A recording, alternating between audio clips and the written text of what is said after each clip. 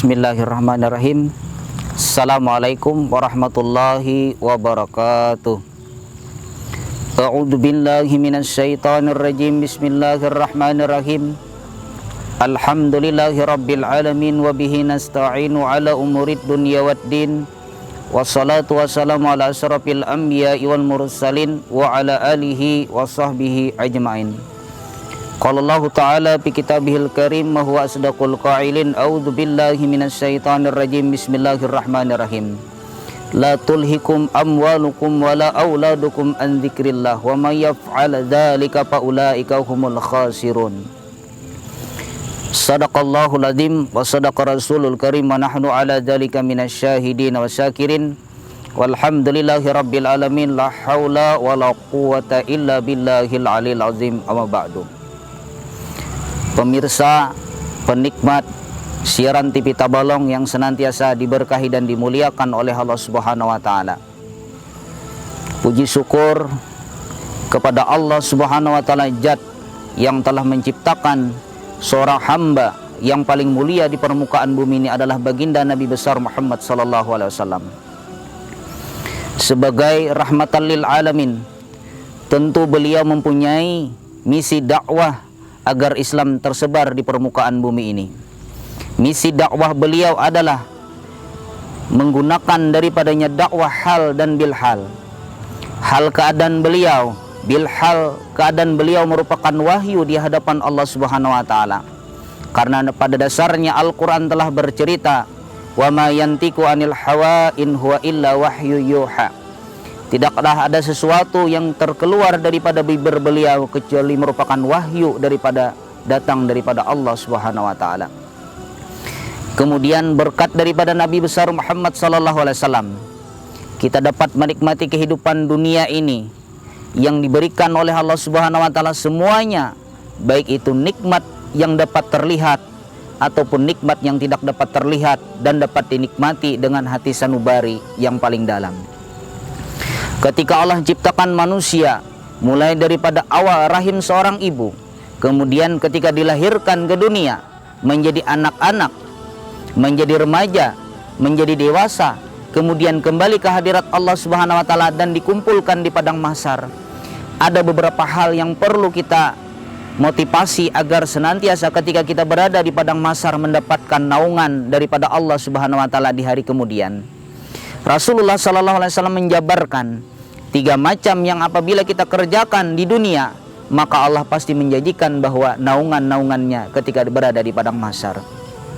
Yang pertama adalah ketika orang-orang yang beriman mampu menjadikan daripada malam untuk beribadah kepada Allah Subhanahu wa taala dengan melangkahkan kaki untuk berjamaah kepada Allah Subhanahu wa taala lewat daripada sholat. Contoh, salah seorang ulama besar yang bernama Ibnul Mubarak, ketika beliau bangun malam, beliau masih menyempatkan beribadah kepada Allah Subhanahu wa taala di tempat yang mulia berupa tempat sujudnya orang-orang yang beriman berupa tempat ibadah. Beliau masih mempergunakan waktu untuk membaca daripada Al-Qur'an, bahkan ketika beliau meninggalnya pun dalam keadaan masih memeluk daripada kalamullah berupa Al-Qur'an. Itulah kemuliaan daripada orang-orang yang dijanjikan oleh Allah Subhanahu wa taala untuk mendapatkan daripada naungan ketika berada di padang mahsyar.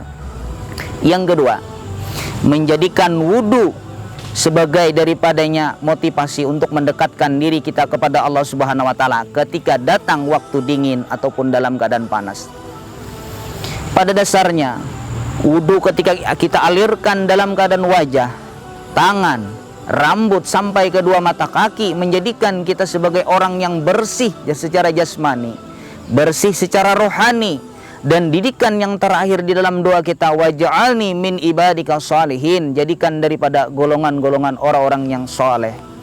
Orang yang saleh itu adalah tentu bertakwa kepada Allah Subhanahu wa taala dengan menjalankan perintah Allah, menjauhi berbagai macam larangan-larangannya, dan berazam serta beriktikad kepada Allah Subhanahu wa taala bahwa aku diciptakan di permukaan bumi ini semata-mata untuk menyembah kepada Allah Subhanahu wa taala. Pemirsa siaran TV Tabalong yang senantiasa diberkahi dan dimuliakan oleh Allah Subhanahu wa taala.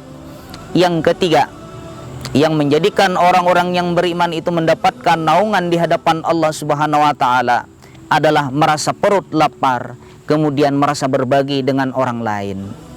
Kenapa?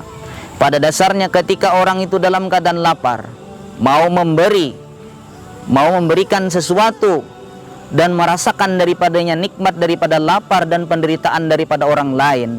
Ketika di padang mahsyar yang dihabarkan oleh Nabi besar Muhammad SAW, yang matahari itu dekat dengan ubun-ubun, kemudian senantiasa tidak dapat memberikan syafaat kecuali baginda Nabi besar Muhammad SAW, maka daripada itu dengan lapar dan hauslah kita mampu menjalani semua yang terjadi di padang mahsyar nanti.